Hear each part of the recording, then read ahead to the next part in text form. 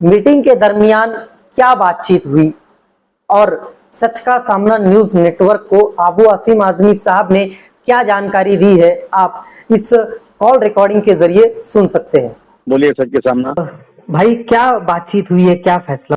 सच का सामना के इस खास प्रोग्राम में मैं शेख आसिफ आपका स्वागत और इस्तकबाल करता हूं।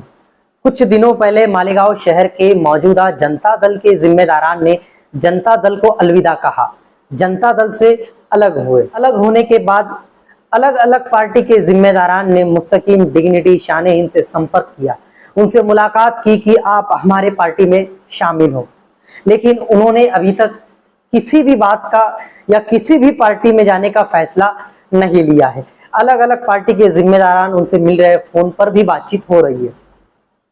कुछ दिनों पहले एनसीपी के जिम्मेदार शरद पवार साहब से भी इनकी मुलाकात हुई थी। उसी के साथ साथ अबू आसिम आजमी साहब से भी मुलाकात हुई थी।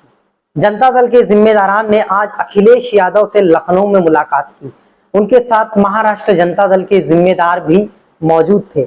इसी के साथ साथ मालेगांव शहर के जिम्मेदारान भी मौजूद थे।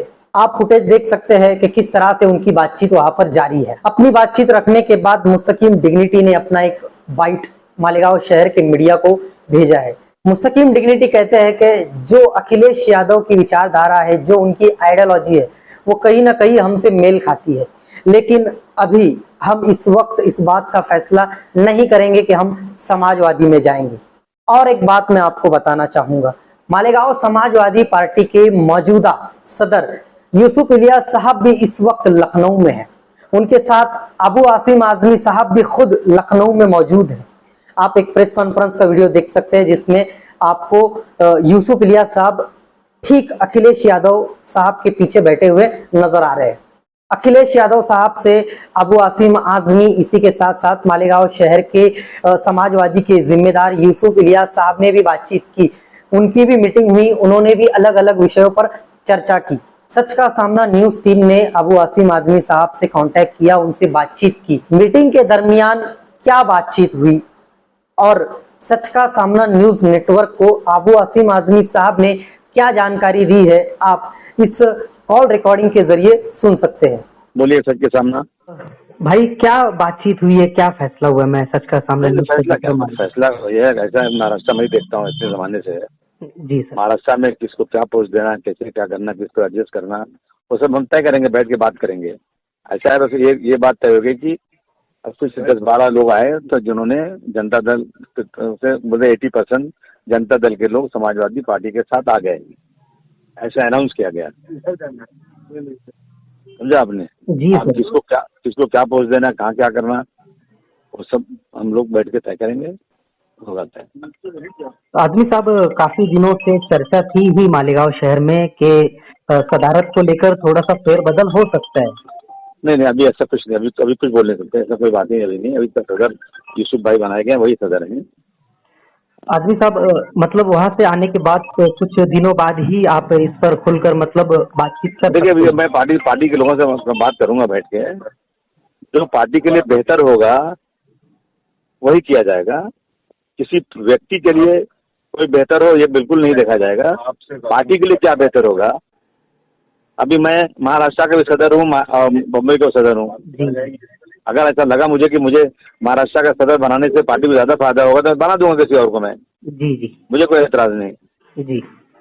जी शुक्रिया। मौजूदा सियासी सूरत हाल की अगर मालेगांव शहर की मैं बात करूं तो सबसे ज्यादा चर्चा में इस वक्त जनता दल से अलग हुए जिम्मेदार मुस्तकीम डिग्निटी शान-ए-हिंद और उनके जिम्मेदारान काफी ज्यादा चर्चा में। अलग अलग लीडरों से मुलाकात करना, अलग अलग पार्टियों के जिम्मेदारान से मुलाकात करना, अलग अलग पार्टी के जिम्मेदारान से वो मिल रहे, उनकी विचारधारा, आइडियोलॉजी क्या है, इस पर बातचीत कर रहे हैं। और इनकी विचारधारा और सामने वाले पार्टी की विचारधारा अगर मेल खाती है तो उस पार्टी का सिलेक्शन महाराष्ट्र जनता दल के जिम्मेदारान ले सकते हैं। वही फैसला मुस्तकीम डिग्निटी को भी मानना पड़ेगा। एक सोर्स के जरिए हमें इस तरह की जानकारी मिली है। आमीन फारूक, आमीन मेंबर, आप सभी जानते होंगे इन्हें। कुछ सालों से, कुछ दिनों से मौलाना मुफ्ती मोहम्मद इस्माइल कासमी साहब उनके साथ कंधे से कंधा मिलाकर कामकाज करते आपको नजर आ रहे थे, लेकिन अब इस तरह की जानकारी हमें मिली है कि वो 8 ऐसे मेंबर लेकर मुस्तकीम डिग्निटी के साथ आ सकते हैं, लेकिन अभी तक इस बात की जानकारी हमें नहीं मिली है कि वो 8 मेंबर कौन हो सकते हैं, वो 8 लोग कौन हो सकते हैं जो आमीन फारूक के साथ मुस्तकीम डिग्निटी के साथ रहेंगे, उनके साथ चुनाव लड़ेंगे। ये तो आने वाला वक्त ही बताएगा कि आमीन फारूक किन 8 लोगों को लाने में कामयाब होंगे। ये तो रही बात मुस्तकीम डिग्निटी, यूसुफ इलियास और आमीन फारूक की, लेकिन मालेगांव शहर की अगर बात करूं तो बात सिर्फ एक शख्स पर आकर रुकती है, मुफ्ती मोहम्मद इस्माइल कासमी। क्या मुफ्ती मोहम्मद इस्माइल कासमी साहब के सामने मुस्तकीम डिग्निटी, यूसुफ इलियास, आमीन फारूक, इनका जादू चल पाएगा? ये तो आने वाला कॉरपोरेशन का चुनाव ही बताएगा।